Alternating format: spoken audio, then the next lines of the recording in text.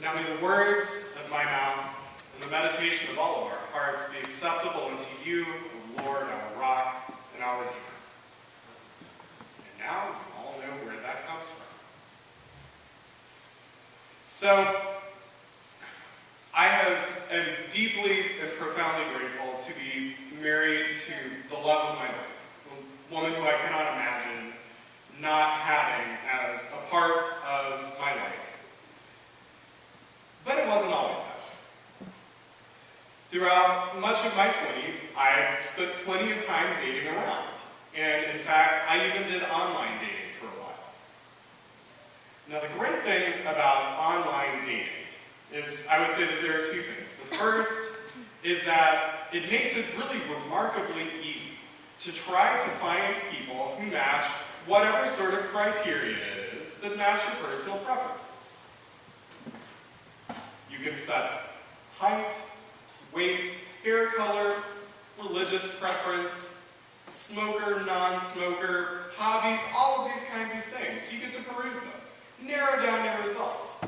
Say you only like redheads who live in Cook County who enjoy cleaning, Chinese noodles, and walks on the beach.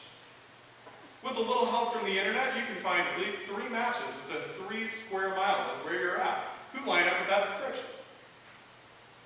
You can find 3 in that kind of distance because it's Cook County and there are about 9 million people in the Chicago area. This does get more challenging than, say, Iowa, which I can also vouch for from experience. But nonetheless, you have the opportunity to name what you're looking for, what you want, your ideal person.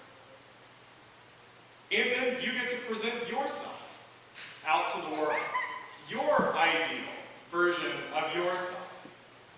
You make sure you use that profile picture that was from before you discovered the takeout joint 3 blocks away that is responsible for the 15 pounds you've gained over the last year and a half. You always have a nice, witty thing to say. You don't have any bad habits. You put forward the best version of yourself minus the zits and the warts. And then you wait. You look at people, they look at you, maybe sometimes you like what you see. You send some messages back and forth, maybe that turns it deciding to go get coffee, and then you meet in person, and you discover that the other person also made sure they used that picture that was taken from their most flattering angle, and probably before they put on those 10 pounds too. And then maybe they're not quite as witty and smart and brilliant and deep as they might have led on in their very carefully scripted answers to all of those online profile questions too. And so, sometimes it's an awkward hour over a cup of coffee, and you never see each other again. Sometimes you actually hit it off. Sometimes you're so lonely that even though it should be an awkward hour over a cup of coffee, you tell yourself that no, really, they are the person that their online profile said, and just give them a few more chances. Who do you say that I am? Is the question that stands at the very center of our gospel. The question that stands at the heart of what Jesus asks his disciples. And they give the scripted dating profile type answers. Well, the world says that maybe you're one of the prophets, or maybe even Elijah, the greatest of the prophets, or maybe even John the Baptist, the greatest of the prophets of our time. That's what they say, but we know who you are. You are the Christ, the Messiah, the anointed one, the one chosen by God to lead us into freedom. Now that is an eHarmony profile right there. That is a glorious picture of Jesus. Imagine God's chosen one, riding in to save the people, to kick the Romans out of Palestine, to bring back the throne of David and restore God's very earthly kingdom, Israel, back to what it once was. It's a glorious picture. But then Jesus shows up and tells us what he's really all about. The one who they've just called the chosen one calls himself the human one, the son of humanity. A term that is nowhere near as glamorous, as attractive, or as glorious. He describes for them, in quite plain terms, exactly what's going to be coming up as they head toward Jerusalem. He will be betrayed, rejected by the people, that he will suffer much at the hands of the ruling authorities, that he will be killed, and that after 3 days he will rise again. We have to wonder, based on Peter's response to all of this, if he stopped listening after Jesus mentioned dying, because he certainly doesn't appear to have heard anything about a resurrection. Suffering, death, rejection, these are not the pretty things that we look for when we look for a Savior. These are not the glamorous, glorious things that we search for when we seek out a king or a God to worship, to rule over us. These are dark things. These are ugly things. These are the spiritual equivalents of that weight we didn't know about. Those nasty surprises that we didn't expect when we picked somebody out based on a profile. Who do you say that Jesus is?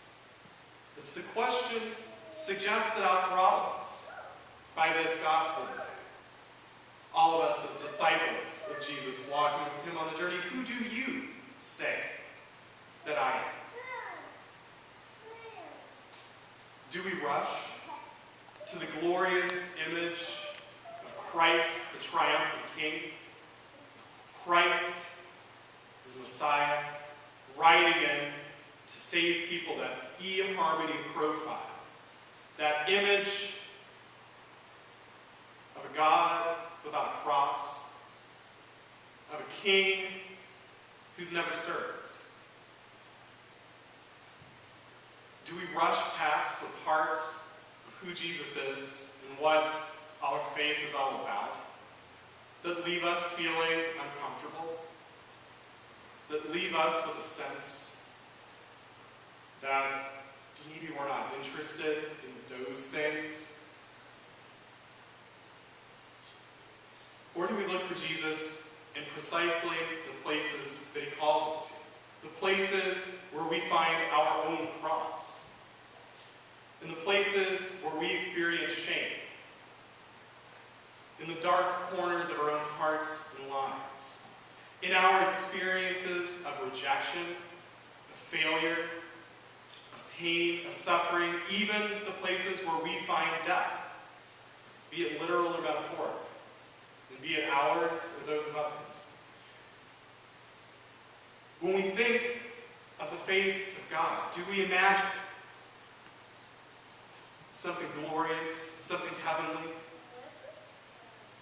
Or do we imagine the faces of the hungry, of the beaten, of the suffering, of the oppressed? When we think of who Jesus is and where Jesus shows up, do we think of a great cathedral? Or do we think of a train full of Syrian refugees, desperately trying to get out of a ravaged nation, away from war and strife? Do we think of a great king? Or do we think of a drowned little boy on a beach in Turkey? Who do you say that Jesus is? And where do you say that Jesus is at? Because where Jesus says to us today that he is at, where he is going, where we might expect to find him is precisely in those places where the brokenness of the world is made manifest for all to see. It is precisely in the places where we experience crucifixion, that we find the living Christ taking up his cross and leading us through that valley of the shadow of death and into the resurrection dawn which he promises. There is no resurrection without death. There is no empty tomb without a cross. And it's as true for us as it is for Jesus in the gospel story. There is no new life without traveling through death.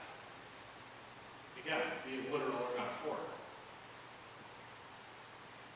So where do you see Jesus? Who do you say that Jesus is? Because Jesus tells us that the crucified one, who invites us to follow along, to walk with him that journey toward a place of the skull, toward a cross against an empty sky.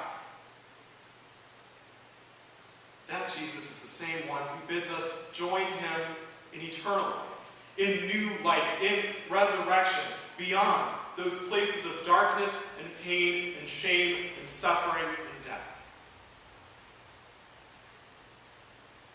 I can't answer for you the specifics of the question of where might you find Jesus and how might he appear.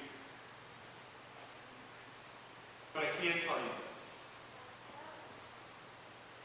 Where Jesus says that we can find him is precisely in the places that we need him most.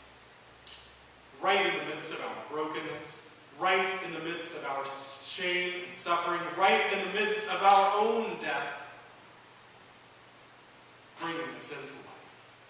That is where Jesus promises to be. And we know that if God and Christ makes us a promise, there is nothing that can separate us from it. Neither life, nor death, height, nor depths, angels, nor demons, things past, things present, things future.